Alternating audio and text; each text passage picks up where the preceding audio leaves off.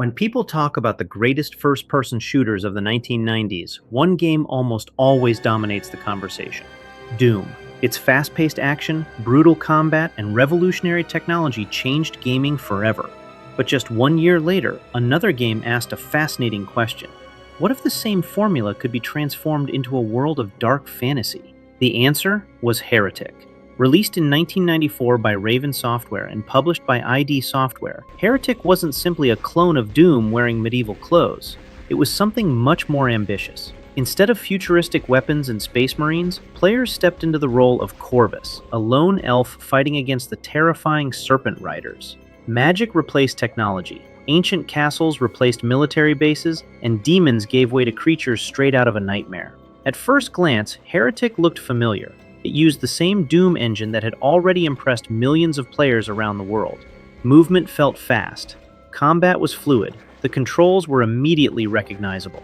But after only a few minutes, it became clear that this wasn't just Doom with a different skin. Raven Software introduced ideas that felt surprisingly innovative for the time.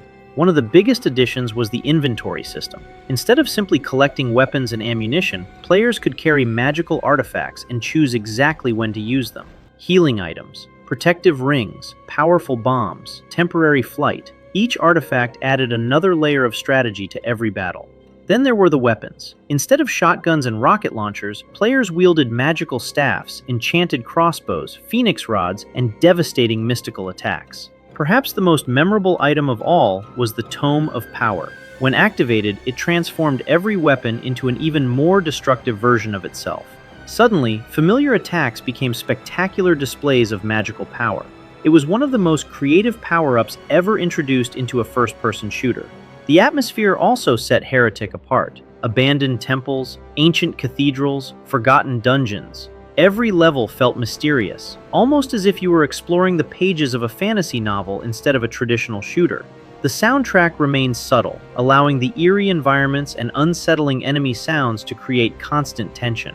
Even today, many players consider Heretic one of the most immersive games built on the Doom engine.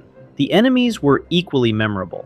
Gargoyles flew through the air, undead warriors attacked with relentless aggression. Disciples launched magical projectiles from a distance, and towering iron liches challenged players with deadly elemental attacks. Every encounter required movement, timing, and quick decision-making. Heretic also rewarded exploration. Hidden rooms, secret passages, powerful artifacts. Finding every secret became almost as satisfying as defeating the enemies themselves. For players willing to explore every corner, the game constantly offered surprises. Although Heretic never reached Doom's level of popularity, its influence can still be seen today. It proved that first-person shooters didn't have to rely on science fiction.